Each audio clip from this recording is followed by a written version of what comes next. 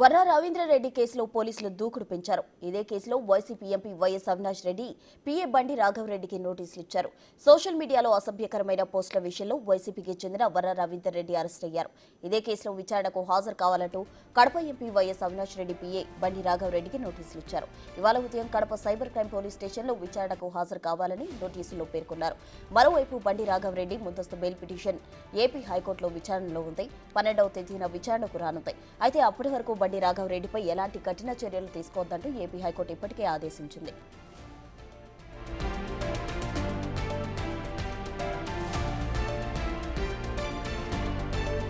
High court ఆదేశాల నేపథ్యంలో కొంతకాలంగా అజ్ఞాతంలో ఉన్న రాఘవరెడ్డి నిన్న పులివెందులలో ప్రత్యక్షమయ్యారు. దీంతో పులివెందుల పోలీసులు బండి రాఘవరెడ్డి ఇంటికి వెళ్లారు.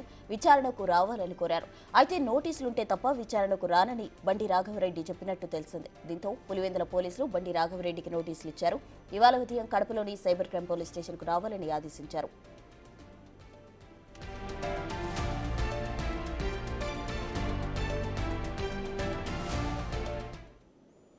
ఎంపీ అవినాష్ రెడ్డి పీఏ బండి రాఘవరెడ్డికి నోటీసులు ఇవ్వడం జరిగింది. దీనికి సంబంధించి పూర్తి వివరాలు మా ప్రతినిధి శివ అమరావతి నుండి అందిస్తారు. శివ,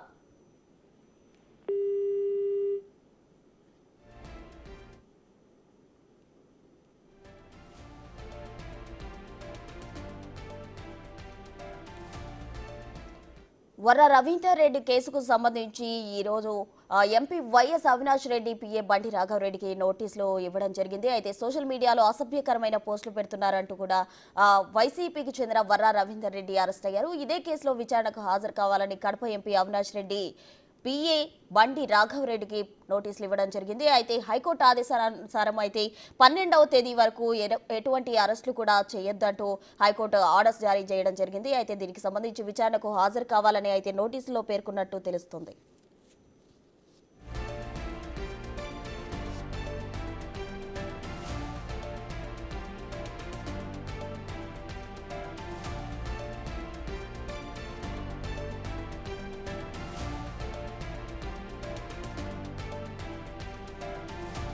పూర్తి వివరాలు మా ప్రతినిధి శివ అందిస్తారు. శివ, మొత్తం మీద చూసుకుంటే సోషల్ మీడియా పోస్టుల వ్యవహారంలో వర్రా రవీంద్రారెడ్డికి ప్రతిదీ కూడా సూచనలు సలహాలు ఇవ్వటం, పోస్టులు పెట్టడంలో బండి రాఘవరెడ్డి కీలక పాత్ర అని చెప్పి పోలీసులు ఇప్పటికే తీర్మానించడం జరిగింది. ఈ నేపథ్యంలో కడప పులివెందులలో అతనిపై ఇప్పటికే దాదాపుగా 6 కేసులు పైగా కూడా రాఘవరెడ్డి పై నమోదైన ప్రస్తుతం ఆయన అజ్ఞాతంలో ఉన్నారు. అయితే ఆయన బెయిల్ పిటిషన్ సంబంధించి కూడా హైకోర్టులో దాఖలు చేయడం, ఈ నెల 12వ తేదీ వరకు ఎటువంటి ముందస్తు చర్యలు తీసుకోవద్దని చెప్పి కూడా హైకోర్టు ఆదేశాలు జారీ చేసింది. ఈ నేపథ్యంలో నిన్న పులివెందుల్లో ప్రత్యక్షమయ్యాడు రాఘవరెడ్డి. దీనికి సంబంధించి కూడా పోలీసులు ఇంటికి చేరుకొని పోలీస్ స్టేషన్ విచారణకు రావాలని చెప్పి కోరారు. నోటీసులు ఉంటే వస్తాను, లేకపోతే రాదు అని చెప్పి కూడా ఆయనకు భీష్మించుకు కూర్చున్న పరిస్థితి కనిపిస్తోంది. వెంటనే పోలీసు అధికారులు నోటీసులు తయారు చేసి ఈ రోజు ఉదయం 12 గంటలకి కడప ఖైబర్ పోలీస్ స్టేషన్కి రావాలని చెప్పి పోలీసులు అయితే నోటీసులు పేర్కొన్నారు. ఆయన వెనక విచారిస్తే ఆయన వెనక ఎవరున్నారు, ఆయన వెనక ఎవరున్నారనే దానికి సంబంధించి కూడా క్లారిటీ వచ్చే అవకాశం అయితే కనిపిస్తా ఉంది. ఎందుకంటే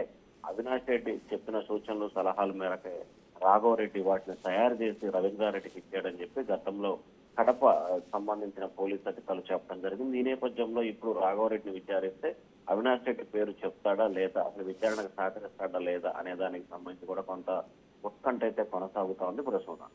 రైట్ శివ, థ్యాంక్ యూ.